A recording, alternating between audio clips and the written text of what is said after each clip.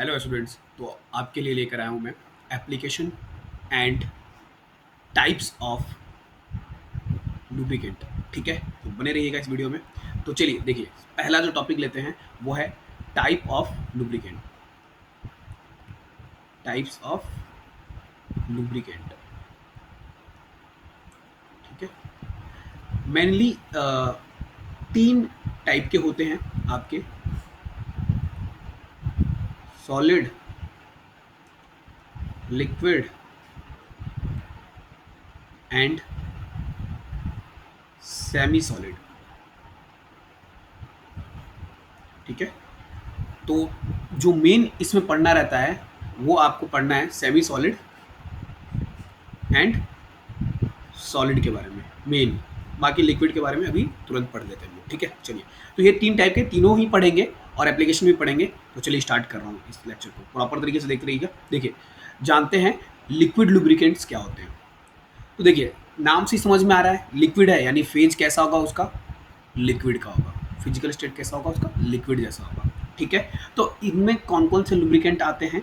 तो animal oil आते हैं, वेजिटेबल ऑयल्स आता है, पेट्रोलियम ऑयल्स आता है, सिंथेटिक लुब्रिकेंट्स आते हैं। ठीक है, अब उसके एग्जाम्पल्स हैं। बेसिकली इनमें करना क्या होता है बच्चा लोग, आपको जब भी क्वेश्चन पूछे टाइप्स ऑफ लुब्रिकेंट, तो उसको एग्जाम्पल और किस कंडीशन में उसका यूज़ किया जाता है वो बताना होता है। समझ में आया? इस क्वेश्चन में अगर मान लो टाइप्स ऑफ लुब्रिकेंट पूछा जाए तो क्या क्या बताना है आपको? तो एक एक तो फेस तो समझ में आ जाएगा, सॉलिड, लिक्विड, सेमी सॉलिड तो बता ही दोगे तुम, पर उसके अंदर एग्जाम्पल और उस एग्जाम्पल को किस कंडीशन में यूज़ किया जाता है वो बताना रहता है। तो चलिए वही पढ़ते हैं। तो सबसे पहले एनिमल ऑयल देखते हैं।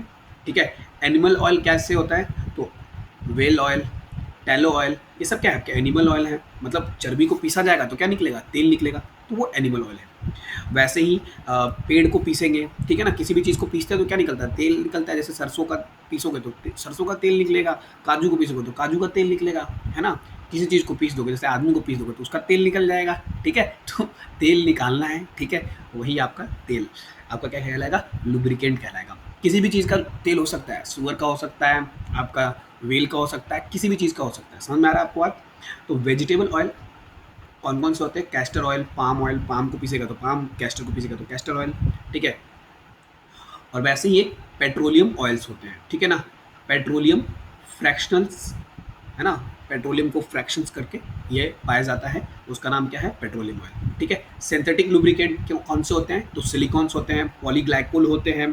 ठीक है, ये क्लोरीनेटेड हाइड्रोकार्बन्स भी होते हैं, क्लोरीनेटेड हाइड्रोकार्बन, हाइड्रोकार्बन, क्लोरीनेटेड लिखिएगा, ये तो मैंने डायरेक्टली सिंबल बना दिया, आप लिखिएगा क्लोरीनेटेड हाइड्रोकार्बन। ठीक है, क्लोरीनेटेड हाइड्रोकार्बन हो सकता है एग्जाम्पल, फ्लोरीनेटेड हाइड्रोकार्बन्स हो सकता है एग्जाम्पल। ठीक है ना, अमीन्स हो सकते हैं इसके एग्जाम्पल।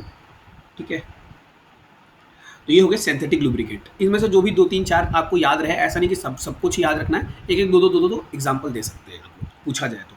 ये हो गया लिक्विड लुब्रिकेंट, जो कि लिक्विड फॉर्म में होता है। अब चलिए हम लोग पढ़ते हैं सेमी सॉलिड। कौन सा पढ़ते हैं?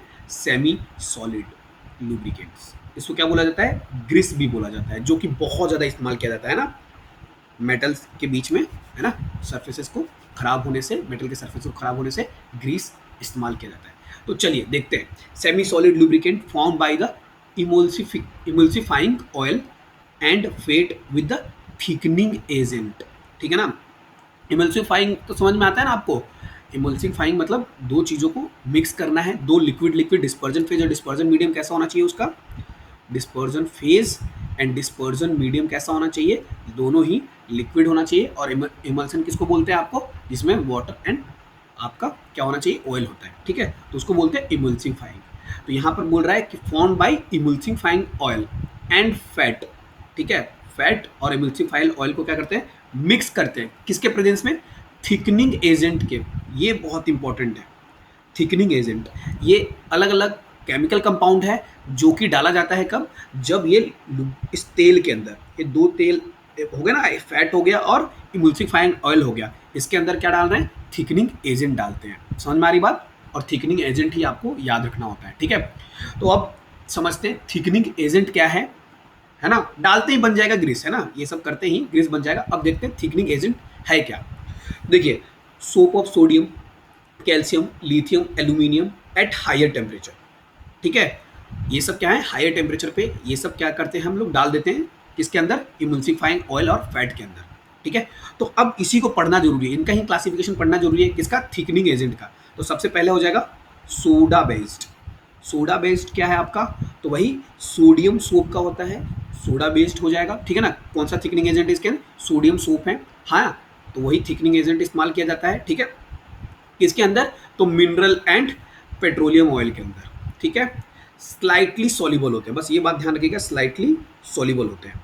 ठीक है, they can use at 175 degree तक टेम्परेचर तक क्या किया जा सकता है, इसका यूज किया जाता है। They can use up to 175 degree. जो ग्रीस है वो जब अगर सोडियम, अगर कौन सा सोडा बेस्ड थिकनिंग एजेंट है उसके अंदर, तो 175 डिग्री टेम्परेचर तक आपका इस्तेमाल किया जा सकता है। अब देखते हैं lithium based.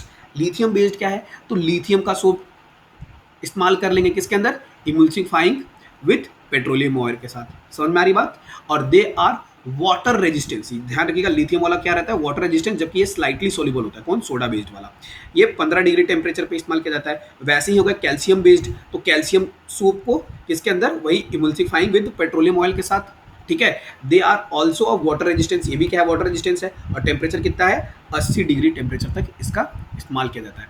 Higher temperature soap and petroleum oil are separated by each other. At higher temperature क्या होगा, soap soap and petroleum oil क्या हो जाएंगे, सेपरेट हो जाएंगे। जो आपके सोप है और पेट्रोलियम ऑयल है वो क्या हो जाएंगे, अलग अलग हो जाएंगे, अगर ये जो कंडीशन है ना, टेम्परेचर से आपने ज़्यादा कर दिया तो। समझ में आ रहा है, तो सबसे बेस्ट कौन सा हो गया, तो सोडा बेस्ड बढ़िया से बढ़िया हो गया। समझ में आ रहा है, सुनो ना, थोड़ा स्लाइटली सॉल्युबल इन वाटर है, पर अपना ज़्यादा टेम्परेचर से काम चला रहा है, तो इसलिए सबसे बेहतर कौन हो जाएगा, सोडा बेस्ड, यही इस्तेमाल करते हैं ज़्यादातर। तो सेमी सॉलिड लुब्रिकेंट हो जाएगा ये। समझ में आ गई बात, तो चलिए अब बात करते हैं सॉलिड लुब्रिकेंट्स का। लिक्विड की बात कर लिए, सेमी सॉलिड की बात कर लिए, अब बात आती है सॉलिड लुब्रिकेंट्स। इसमें कौन कौन से आते हैं, तो ग्रेफाइट इस्तेमाल किया जाता है, ऑलरेडी पता है आपको ग्रेफाइट कैसा होता है, स्लिपरी होता है, तो वो इस्तेमाल किया जाता है। और साथ ही मोलिब्डेनम डाइसल्फाइड इस्तेमाल किया जाता है, बोरोन नाइट्राइड भी इस्तेमाल किया जाता है। पर बेसिकली हम लोग यहाँ पर क्या पढ़ेंगे, आपके ग्रेफाइट और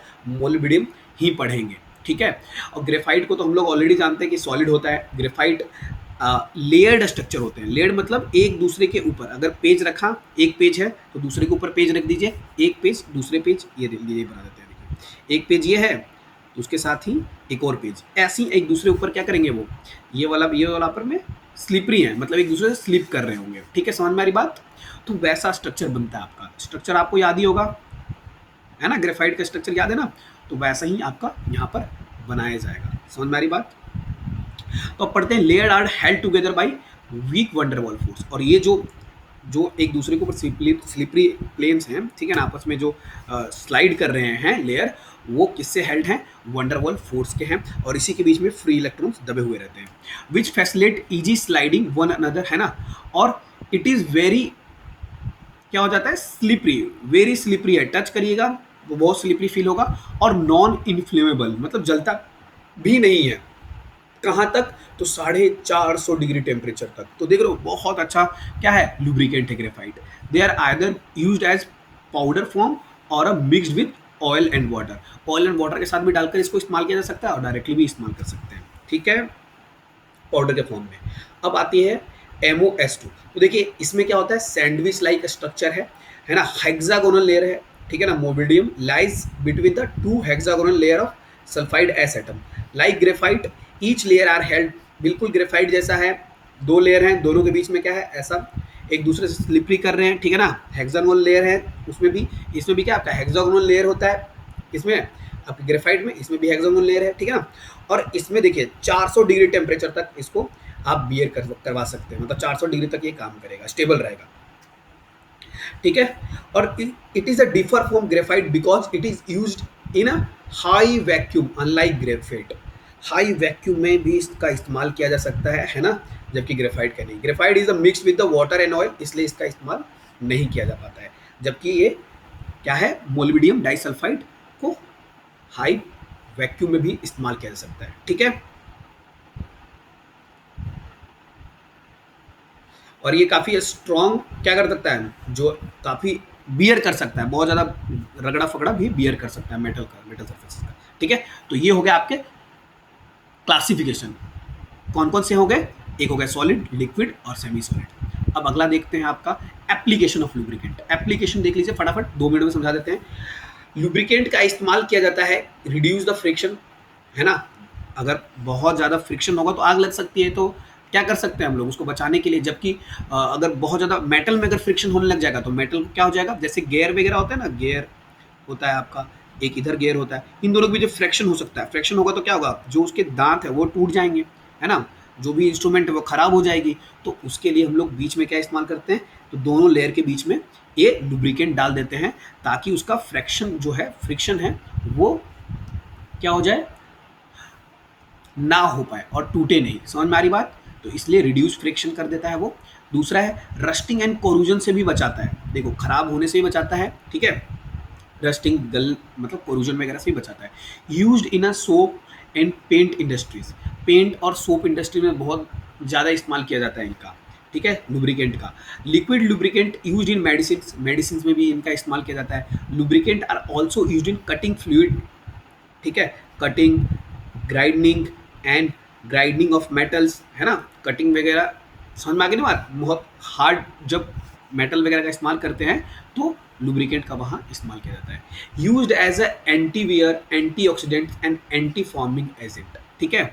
मतलब एंटीवियर मतलब जो टूटे फूटे नहीं, एंटीऑक्सीडेंट मतलब वही कोरूजन वगैरह नहीं करवाए, और एंटी फोमिंग एजेंट मतलब फोम फोम होता है ना, तो वो नहीं बने, है ना, तो उसके लिए भी क्या इस्तेमाल करते हैं, लुब्रिकेंट इस्तेमाल कर लेते हैं। तो होप सो एप्लीकेशन समझ में आ गया होगा आपको। कुछ एप्लीकेशन वैसे ज़्यादा तो पूछा नहीं जाएगा, पर पूछेगा तो अपने मन से कि भाई टूटे फूटे ना, फ्रिक्शन कम हो, आग नहीं लग जाए, है ना, मेडिसिन पर्पज़ में भी इस्तेमाल होता है, सोप वगैरह में इस्तेमाल होता है, तो आप आराम से बता सकते हैं।